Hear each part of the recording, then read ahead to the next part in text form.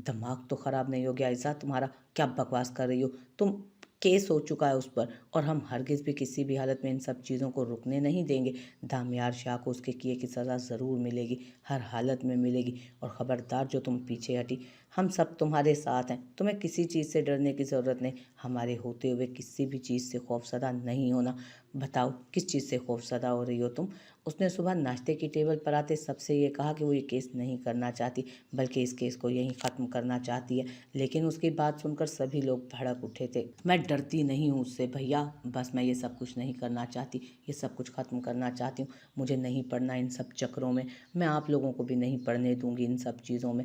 ख़त्म करें इन सब चीज़ों को, मैं ये सब कुछ हैंडल नहीं कर सकती भैया, मैं इन सब चीज़ों को यहीं पर ख़त्म करना चाहती हूँ। मुझे दामियार शाह का मुकाबला नहीं करना, ना उस पर कोई केस करवाना है, और ना ही इन सब चीज़ों को बढ़ावा देना है। केस हो चुका है और हमने सोच समझ कर ही ये सब कुछ किया है। तुम मत सोचो इस बारे में कुछ भी। तुम, तेरे भाई हैं ना सब कुछ सोचने के लिए, मैं सब देख लूँगा। नाश्ता करो और अपना ख्याल रखो, दवाई वक्त पर लेना। मैं भी देखता हूँ आज जरान के ऑफिस में जाकर के इस बारे में कोई खबर मिलती है या नहीं। दामियार शाह ने फैसला क्या किया है? वो उठकर खड़ा होते ही इबादत को देखने लगा। शायद उसका मूड अपने साथ ही ले जाने का था उसे। जी बारिक मामू, मुझे भी छोड़ दीजिएगा ऑफिस, और इस केस के बारे में ना, और इस केस के बारे में आप मुझसे भी पूछ सकते हैं, क्योंकि मैं कल जरान के साथ गई थी इस केस को रजिस्टर करवाने के लिए। अभी तक दामियार शाह की तरफ से किसी बड़े वकील को हायर नहीं किया गया, लेकिन जरान कह रहे थे कि हो सकता है आज उसकी तरफ से कोई वकील सामने आ जाए।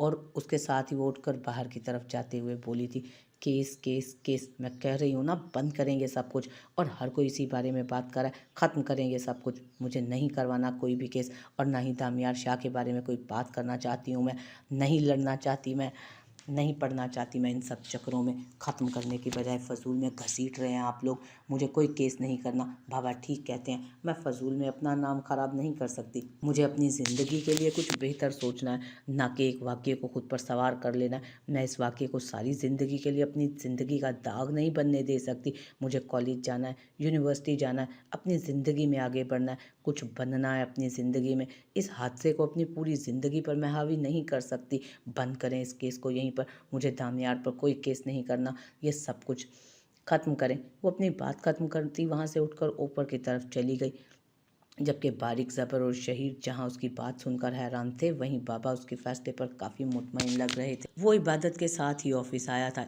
इबादत तो आते ही अपने डेस्क की तरफ चली गई, जबकि वो सीधा जरान के ऑफिस के अंदर चला गया। उसे देखकर खुशगवार हैरत के साथ वो उठ खड़ा हुआ था। अरे भैया आप यहाँ, खैरियत, मुझे बुला लिया होता। वो उठकर उसके पास आता, उसके गले लगकर बोला, जरान मैं आज तुमसे मिलने यहाँ आने वाला था। सुबह उस केस के सिलसिले में मैं ईज़ा से बात कर रहा था, तो इज़ा ने आगे से कहा वो ये केस करना ही नहीं चाहती, बल्कि अपनी ज़िंदगी में किसी तरह का सवालिया निशान नहीं चाहती। वो आगे खुश रहना चाहती है, किसी तरह की कोई प्रॉब्लम में नहीं पड़ना चाहती। उसने कहा है कि वो ये केस करना ही नहीं चाहती, उसे इन सब चीज़ों से कोई वास्ता ही नहीं रखना। मुझे नहीं समझ आ रही कि इज़ा डर गई है क्या, या क्या हुआ है? वो खौफज़दा है उस आदमी से, या उसने उसे डराया धमकाया? वरना इज़ा इस तरह से पीछे नहीं हट सकती। उसे किसी चीज़ की कोई टेंशन थी तो फिर अचानक उसने अपना फ़ैसला क्यों बदल दिया? वो मुझसे कह रही थी कि उसे कोई केस करवाना ही नहीं, बल्कि जिस तरह बाबा कह रहे हैं वो उस तरह करेगी। वो अपनी ज़िंदगी को किसी तरह की मुश्किल में नहीं डालना चाहती। वो उसने अपनी तालीम मुकम्मल करनी है, आगे ज़िंदगी में कुछ बनना है। वो इन सारी टेंशन्स के साथ आगे नहीं बढ़ सकती। वो परेशानी से उससे अपना मसला शेयर करने लगा। क्या मतलब, वो ऐसा कैसे कर सकती है भैया? हम सब उसके साथ हैं, उसे किसी से डरने की भला क्या ज़रूरत है? और बाबा भी हद करते हैं, ये कोई छोटी सी बात नहीं है। अपनी बेटी को हौसला देने की बजाय वो उसे फ्यूचर के बारे में सोचने पर मजबूर कर रहे हैं। जरान को अब बाबा पर गुस्सा आ रहा था। वो कैसे अपनी बेटी को फ्यूचर से डरा सकते थे? कैसे उसके आने वाले कल से उसे डरा सकते थे? वो कैसे उसे आने वाले कल का मुकाबला करने के लिए कह सकते थे? ये बात गलत थी। उसे बहुत गुस्सा आ रहा था बाबा पर। अचानक क्या तुक बनती थी आखिर अपनी मासूम बेटी के दिमाग के साथ खेलने की? जो भाई उसके लिए इतना कुछ सोच रहे थे, वो उसे आने वाले कल से लड़ने का हौसला भी दे सकते थे, उसके आने वाले कल को बेहतर भी बना सकते थे। लेकिन नहीं, उन्होंने तो अपनी ही बेटी को डरा दिया था। जरान मुझे समझ नहीं आ रहा अब क्या करना चाहिए, ये बताओ तुम। मेरा नहीं ख्याल कि इज़ू को अब मज़ीद इस केस में आगे खींचना चाहिए। दूसरी तरफ दादी भी बिल्कुल खामोश हो गई हैं। वो ना तो दामियार का जिक्र कर रही हैं और ना ही किसी और को करने दे रही हैं। दादी को ये सब पता चल चुका है, ये बात मुझे अम्मी ने बताई। दादी हम सबके सामने किसी तरह का कोई रिस्पॉन्स नहीं दे रही, लेकिन अम्मी के सामने उन्होंने कहा कि वो दामियार को घर की हदूद में लाने के लिए हम सबसे शर्मिंदा हैं। अल्लाह का करम हुआ, दादी ने इन सब चीज़ों को पॉजिटिव वे से देखा है और वो कह भी ठीक रही हैं। वो हर चीज़ को कबूल कर चुकी हैं, लेकिन मसला ये है कि इज़ा ने इन सब चीज़ों को सर पर सवार कर लिया और मेरे ख़्याल में वो कंफ्यूज हो गई है। जिस तरीके से बाबा ने ये सारी बातें हमारे सामने की थी, मुझे लग रहा है उसने बाबा की बातों का बहुत असर ले लिया है। हमें उसे रिलैक्स करना चाहिए। मेरे ख़्याल में हमें इस माहौल से उसे निकालना चाहिए। शहीर भी आज यही कह रहा था, क्यों ना कागान सवात दोनों अकेले हनीमून पर जाने की बजाय एक फैमिली ट्रिप कर ले। हो सकता है इज़ा बेहतर फील करे सबके साथ बाहर जाकर। उसकी सोचें दामियार से हटकर आगे पीछे लगाएंगे तो हो सकता है वो अपनी ज़िंदगी का बेहतर फैसला कर सके। मेरे ख़्याल में आप बिल्कुल ठीक कह रहे हैं भैया, हमें ऐसा ही करना चाहिए। हमें उसे इस माहौल से बाहर निकालना चाहिए। वो खौफज़दा है, डरी हुई है, इतनी जल्दी हमें उस पर बोझ नहीं डालना चाहिए। वो पुरसकून होते हुए फैसला करेगी कि उसे क्या करना चाहिए। इस तरह से हर सोचे, इस तरह से मुख्तलिफ सोचें और उलझनें उसे डरा रही हैं। वो घबरा गई है। हम सब उसे किसी आज़ाद माहौल में लेकर जाएंगे जहाँ वो खुलकर सांस ले सके, वो खुलकर अपने लिए बेहतर सोच सके। वो भी इन बातों को समझते हुए बोला, ठीक है तो ऐसा करते हैं कि फ़्लाइट की बजाय हम सब एक वैन में एक साथ चलते हैं, सफ़र भी अच्छा कट जाएगा।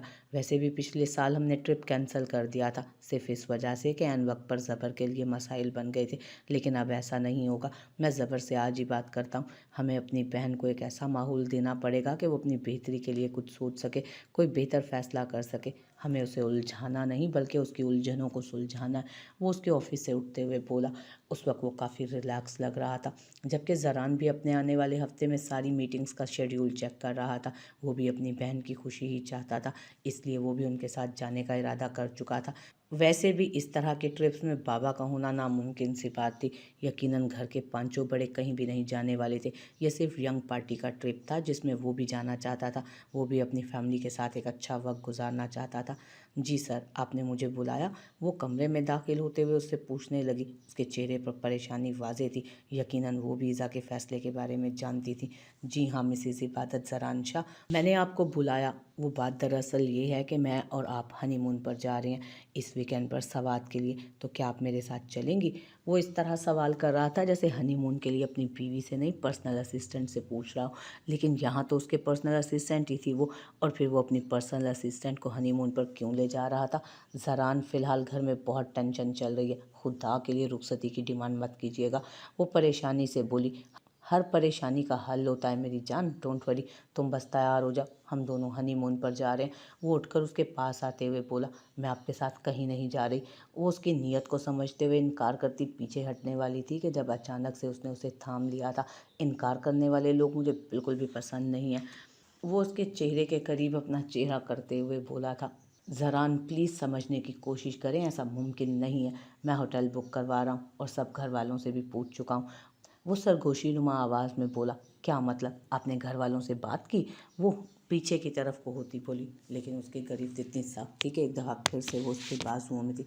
हाँ, सबसे पूछ लिया है और सब ने कहा है कि हमारी तरफ से इजाज़त है, हम लोग जा सकते हैं, बल्कि इसी संडे को हम जा रहे हैं और तुम मेरे साथ आ रही हो। आप जानते हैं कुछ नहीं जानता हूँ मैं, मुझे बस ये पता है कि मुझे मेरी बीवी चाहिए और किसी कीमत पर भी चाहिए, और तुम मुझे इनकार नहीं कर सकती और ना ही मैं तुम्हें इनकार करने का हक़ देता हूँ।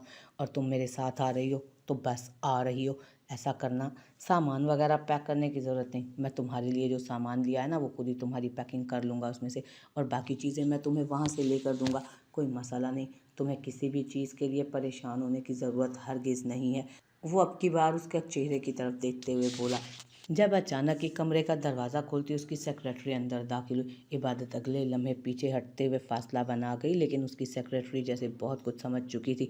आई एम सॉरी सर, मैं बाद में आती हूँ, वो कहकर फ़ौरन बाहर निकली, जबकि इबादत मुंह खोले उसे देख रही थी। यकीनन उसकी सेक्रेटरी उनकी इतनी नज़दीकियों का गलत मतलब निकाल चुकी थी। डोंट वरी, वो किसी को नहीं बताएगी।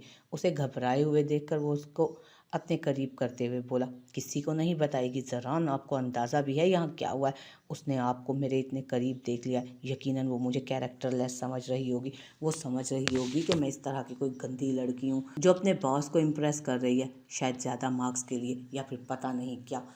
वो क्या समझ रही होगी। वो मुंह पर हाथ रखे फ़ौरन ही आंखों में आंसू ले आई, जबकि ज़रान उसके इस तरह परेशान होने पर उलझकर उसे देखने लगा। ये इतनी भी बड़ी बात नहीं जितनी बड़ी वो समझ रही थी। रिलैक्स, ऐसा कुछ नहीं होगा। वो उसका हाथ थाम कर उसे समझाना चाहता था जब अगले ही लम्हे वो अपना हाथ छुड़ाती वहाँ से बाहर चली गई। ज़रान ने गहरा सांस लेते हुए उसके बाहरी कदम उसके पीछे बढ़ाए थे। वो बाहर आई तो सेक्रेटरी को कुछ और ऑफिस वर्कर्स के साथ खड़े सरगोशियां करते देखा। उसे देखते ही सब उसकी तरफ देखते जुमाइनी अंदाज में मुस्कुराते इधर उधर होने लगे। वो बहुत अच्छे तरीके से समझ गई थी कि यहाँ उसके आने से पहले कौन सी बातें चल रही थी। मतलब उसके किरदार को मशकूक किया जा रहा था, उसे बद किरदार समझा जा रहा था। वो अपने टेबल के पास आते जल्दी से अपना सामान उठाने लगी जब आयशा और दुआ भी हैरत से उसे देख रही थी। तुम्हें पता है वो सेक्रेटरी क्या कह रही थी? कि तुम्हारा सर के साथ चक्कर चल रहा है और पता नहीं क्या क्या बकवास कर रही थी। आयशा ने ज़रा सख्ती से उसे डांटा तो वो मुंह बनाकर उधर चली गई। अब उन लोगों से भी वही बकवास कर रही थी वो। दुआ उसके पास खड़ी होती बताने लगी जबकि उसके हाथ एक लम्हे के लिए रुके। मैं घर जा रही हूँ, उसने कहते हुए अपना बैग उठाकर जैसे ही पलट कर देखा तो वो ऑफिस के दरवाजे के पास खड़ा था। मैं घर छोड़ दूँ या खुद चली जाओगी? ऐसा करता हूँ, ड्राइवर को कहता हूँ वो तुम्हें छोड़ आए। बाकी इन लोगों को मैं खुद ही इनविटेशन दे दूंगा हमारी शादी का। वो उसके पास आता काफ़ी बुलंद आवाज़ में बोला। वो जो एक दूसरे के साथ कान लगाए बातों में मसरूफ़ थे अचानक ही अलर्ट हुए। उसने ताली बजाकर सबको अपनी तरफ मुतवज्जो किया तो तकरीबन सभी लोग थोड़ी ही देर में उसके सामने हाजिर थे। ये बात मुझे सबसे पहले अपने वर्कर को बतानी चाहिए थी, लेकिन कुछ बीच में मजबूरियों की वजह से मैं किसी को बता नहीं पाया। 3 साल पहले मेरा निकाह हो चुका है। मेरी फैमिली और कुछ अजीज़ दोस्तों के अलावा बहुत कम लोग ये बात जानते हैं। उसने बात शुरू की जब ऑफिस के दरवाजे से ज़िबाइश भी अंदर दाखिल हुई। सबको एक साथ इकट्ठे देखकर वो भी वहीं उनके साथ आ रुकी। हाँ, ज़िबाइश मेरी दोस्त ये भी इस बारे में जानती है।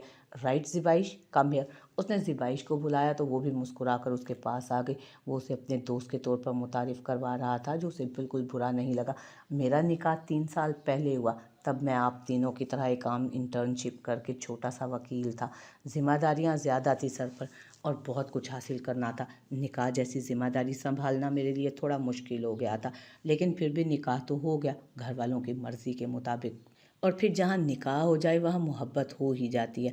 तो फिर मुझे भी मेरी मिसेज से मोहब्बत हो गई। स्ट्रिक्ट रूल घर वालों के, हम में भी वही सब कुछ चल रहा था। घर वाले हमें मिलने नहीं दे रहे थे।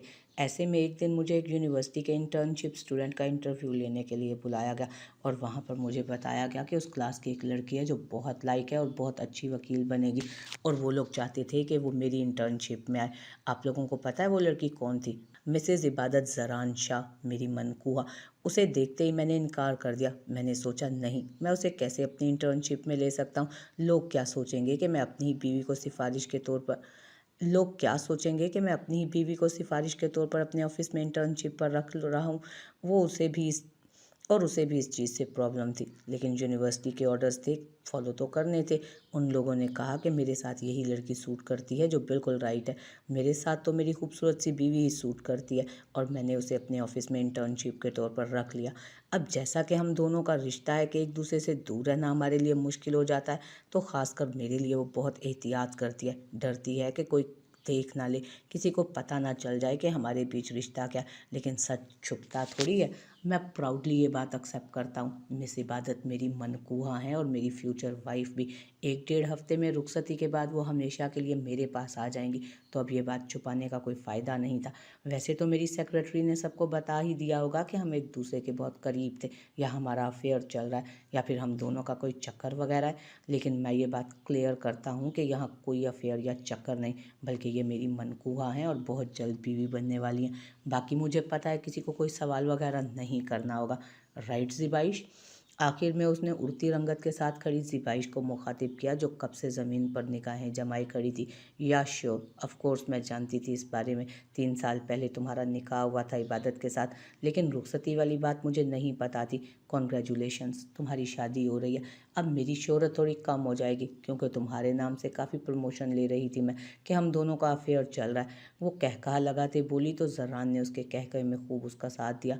जबकि उसे उसके हाल पर छोड़ता वो इबादत के पास आता, आहिस्ता से उसके झुके सर को देखकर उसकी ठोड़ी के नीचे हाथ रखता उसे उठा चुका था। ज़र्रान शाह की बीवी पर सर झुकाना सूट नहीं करता, इसलिए सर उठाकर बताओ कि तुम जरान शाह की बीवी हो। मैं कभी तुम्हारे किरदार पर सवाल नहीं उठने दूंगा इबादत। तुम जान हो मेरी। आहिस्ता से उसके माथे पर लब रखता वहाँ पर मौजूद सब पर वो अपना रिश्ता वाजे कर चुका था, जबकि उसकी सबके सामने इस हरकत पर जहाँ सबने हूटिंग की थी, वहीं उन सबकी सीटियों और तालियों पर उसका सर उसके सीने में ही छुपा गई थी। अपनी सहेलियों को सदमे से निकाल कर मेरे ऑफिस में आ जाना। वो उसके कान में सरगोशी करता, ज़ी22 को अंदर आने का इशारा करता अपने ऑफिस में चला गया, जबकि उसने आहिस्ता आहिस्ता सर उठाकर उन दोनों को देखा जो उसे घूर रही थी, जबकि यकीनन आयशा तो सख्ते में थी उस वक्त।